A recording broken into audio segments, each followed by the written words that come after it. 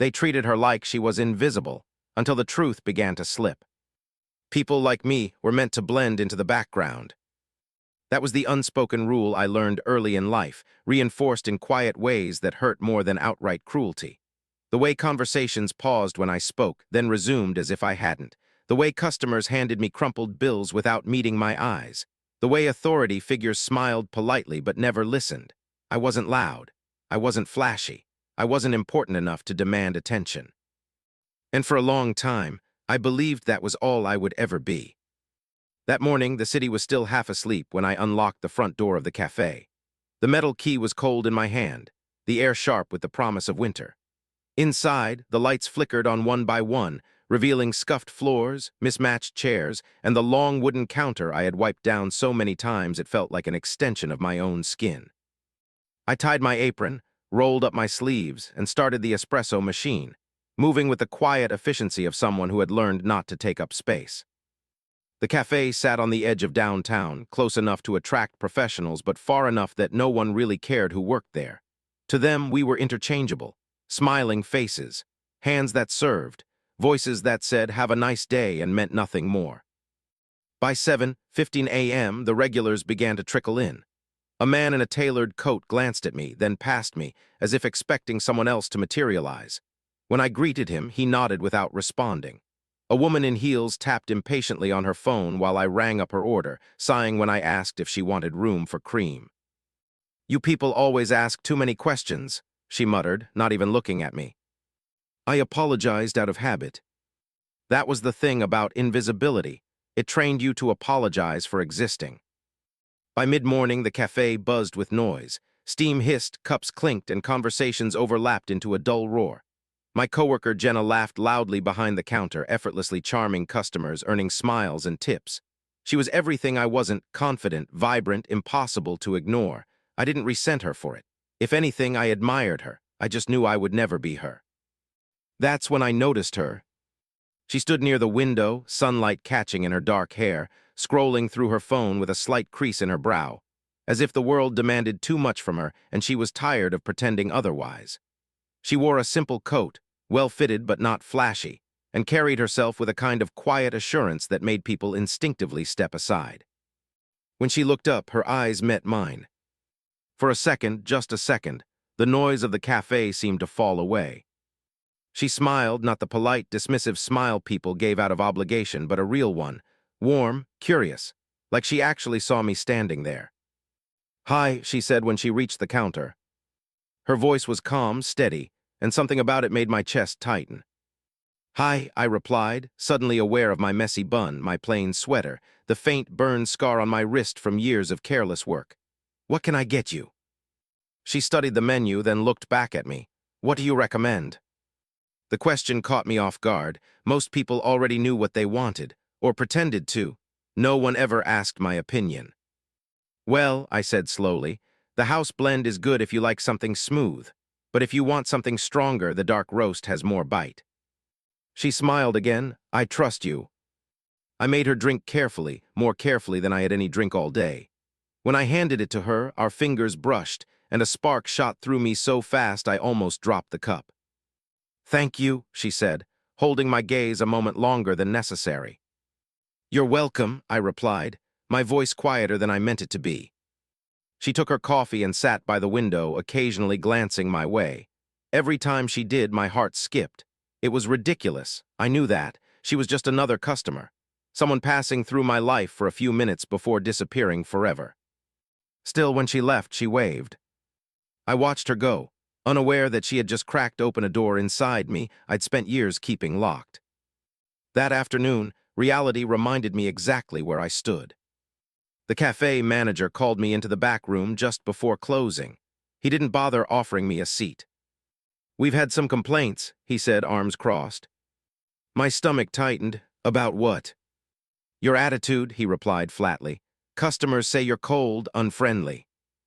I stared at him, stunned. I greeted everyone. I apologized constantly. I bent over backward to avoid being a problem. I don't understand," I said. He shrugged. "Maybe this job isn't for you." There it was, the quiet threat, the reminder that I was replaceable. I nodded, swallowing the familiar ache in my throat. I'll do better. He dismissed me with a wave of his hand. That night I rode the bus home, staring out the window as the city blurred past. My reflection stared back at me, tired and small. I thought about the woman from the cafe, about the way she had looked at me like I mattered. I wondered what her life was like. I wondered if she had any idea how much that one smile had meant. I told myself not to be foolish. The next few days passed in the same rhythm: work, silence, endurance, until Saturday arrived with a cold rain and a sense of inevitability I couldn't shake. I stopped at a bookstore on my way home, a habit I'd picked up over the years. Books were safer than people. They didn't judge, they didn't interrupt, they didn't look through you. As I browsed, lost in thought, a voice behind me said, "You again." I turned, startled. It was her. She stood there with a book in her hand, smiling like she'd found something she hadn't known she was looking for. "I guess we have similar routines," she said. My heart pounded. "I guess we do." "I never got your name," she added. "Lena," I said. "It's Lena." "I'm Myra," she replied, "and I was hoping I'd run into you." Those words settled into me like a promise. We talked between the shelves, our voices low, as if sharing a secret. She told me she worked in consulting, traveled often, was tired of being underestimated in rooms full of men who thought confidence belonged to them by default. I told her about the cafe, about how people didn't really see me. She listened, really listened. No interruptions, no distractions. When we parted ways, she asked for my number. I gave it to her, hands shaking. That night, lying in bed, staring at the ceiling, I let myself feel something dangerous. Hope. I didn't know then that this was only the beginning, that the world would test us both. That lies, small at first, then devastating, would shape what came next. That love would ask more of me than I thought I could give. But I would learn. She fell for the woman who saw her, without knowing what the world hid. If part one was about being seen, part two was about being believed. Mara texted me the next morning. Just one sentence: "Did you make it home okay?" I stared at the screen longer than I should have, my thumb hovering as if the wrong reply might shatter something fragile and new. No one ever checked on me like that. Not really. I typed back a simple yes. "Thank you." Then, after a pause that felt too revealing, I added, "I had a nice time." Her response came almost immediately. "Me too, coffee again." And just like that, my carefully ordered life tilted. We started meeting twice a week. Sometimes coffee, sometimes long walks where the city faded into background noise and all that mattered was the rhythm of our steps and the sound of her voice. Mara was easy to be with. She asked questions that went deeper than polite curiosity. She remembered small details: how I liked my tea, which books made me cry, the way I got quiet when I felt overwhelmed. With her, I didn't feel invisible. But the world didn't change just because my heart did. At the cafe, customers still snapped their fingers to get my attention. A man once told me to smile because I'd look prettier that way. Another assumed I couldn't handle a complicated order and asked for someone more capable. My manager watched me like I was already halfway out the door. I never told Myra how bad it was. Not because she wouldn't care, but because I didn't want her pity. Myra existed in a different world. I could feel it in the way she spoke about her work, in the confidence she carried without trying. She wore success lightly, like it wasn't something she needed to prove. When people listened to her, it felt natural, expected. I didn't want to be the fragile thing she dated out of kindness. So I told small lies. Not dramatic ones, just omissions. I said work was fine when it was. I laughed off the way people talked down to me. I let her believe I was choosing simplicity instead of being trapped by it.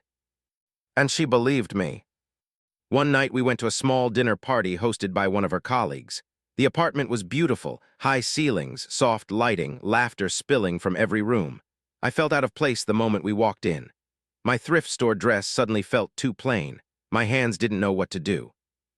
Mara squeezed my fingers. "You okay?" I nodded, just tired. The lie slid out easily. Her friends were polite but distant. Conversations shifted when I joined them. Someone asked what I did, then nodded vaguely when I answered, already looking past me for someone more interesting. I shrank without meaning to. Later, I overheard a woman whisper, "She's sweet but kind of basic, right?" Mara didn't hear it. I did. On the ride home, Mara talked excitedly about a potential promotion, about traveling more, about how everything finally felt like it was aligning. I smiled and told her I was happy for her. What I didn't say was how small I felt sitting beside her. How afraid I was that one day she'd wake up and realize I didn't belong in her life any more than I belonged in that apartment. That night she kissed me slowly, like there was nowhere else she needed to be, like I was enough. I let myself believe it. But beneath the warmth and the laughter, the truth waited, quiet, patient, and impossible to ignore forever. They thought she was just a nobody, until the world finally pushed too far. The lie didn't break all at once. It cracked, slowly, quietly, in places I thought were strong enough to hold. It happened on a Tuesday, the kind of ordinary day that usually passed without leaving a mark. The cafe was short-staffed, the line stretched to the door, and my manager hovered like he was waiting for me to fail. By noon, my head ached and my hands trembled from too much caffeine and not enough rest. That was when Mara walked in.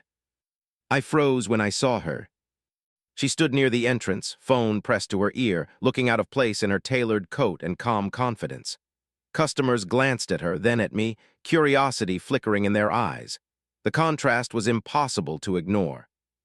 I should have smiled, I should have gone to her. Instead, my manager beat me to it. "Can I help you?" he asked her, his tone suddenly respectful. Mara turned surprised. "I'm just waiting for Lena." He frowned. "Which one is that?" I raised my hand slightly, heat flooding my face. "It's me." Something shifted in his expression. Dismissal, annoyance. "Oh," he said, "right." Mara saw it. I knew she did. The way his voice changed, the way he didn't even try to hide it. She waited by the counter while I worked, silent, watching. When the rush finally died down, she leaned in close and said quietly, "Is it always like this?" I shrugged. "It's not a big deal."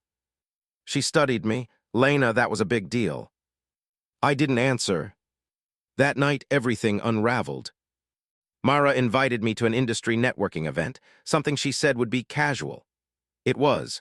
The room buzzed with power and money and voices that knew they deserved to be heard. I stayed close to her, smiling when spoken to, silent when ignored. Someone asked me what I did. When I answered, their interest vanished. Later, I overheard laughter, a joke about dating projects, about charity cases disguised as romance. My chest tightened. When Mara stepped away to talk to a colleague, a woman approached me. She smiled too sharply.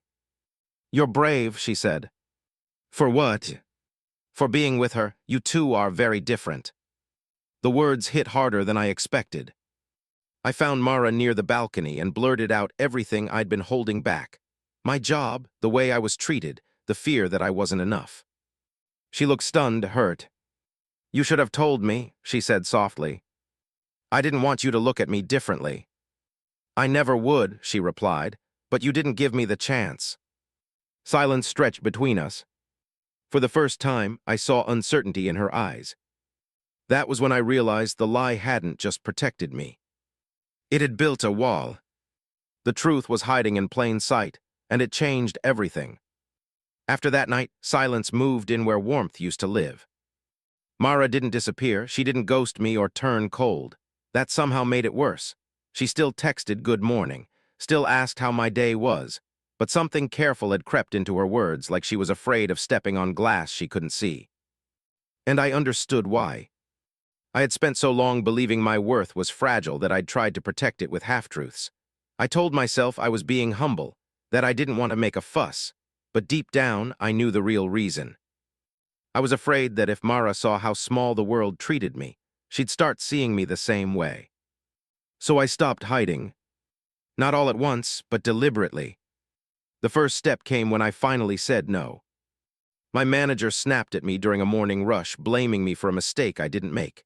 In the past, I would have apologized automatically, lowered my eyes, taken it. Instead, I met his gaze. "That wasn't me," I said calmly, "and I don't deserve to be spoken to like that." The room went quiet. Jenna stared at me. My manager scoffed, clearly shocked that I dared to push back. "You can clock out," he said. "If you don't like it here, maybe you should find somewhere else." So I did. I took off my apron, set it on the counter, and walked out with my heart pounding, but my head high. I told Myra that night. She didn't interrupt, didn't rush to fix it, she just listened. "I didn't know you had that in you," she said softly. "I didn't either," I replied. The next reveal came unintentionally. A week later, Mara came with me to the bookstore where I volunteered on weekends, something I'd never really explained to her. As we walked in, the owner's face lit up when she saw me. "Lena," she exclaimed.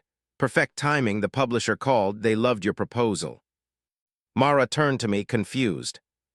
"Proposal?" she asked later when we were alone between shelves. I took a breath. "I never told you I've been consulting for small businesses, branding, community outreach, quietly for years." She stared at me. "Why didn't you say anything?" "Because no one ever cared," I said, and I started believing it didn't matter. Myra shook her head slowly, a smile spreading across her face, not amused but awed. "You're not invisible," she said.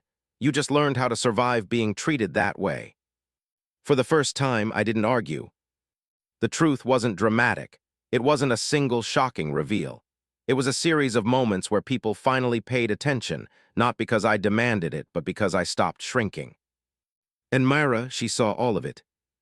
Every layer I'd hidden, every strength I'd downplayed. And instead of pulling away, she stepped closer. When Karma arrived, it didn't shout. It simply closed the door behind them. Karma didn't show up the way people expect. There was no public humiliation, no shouting, no dramatic confrontation that made everyone stop and stare.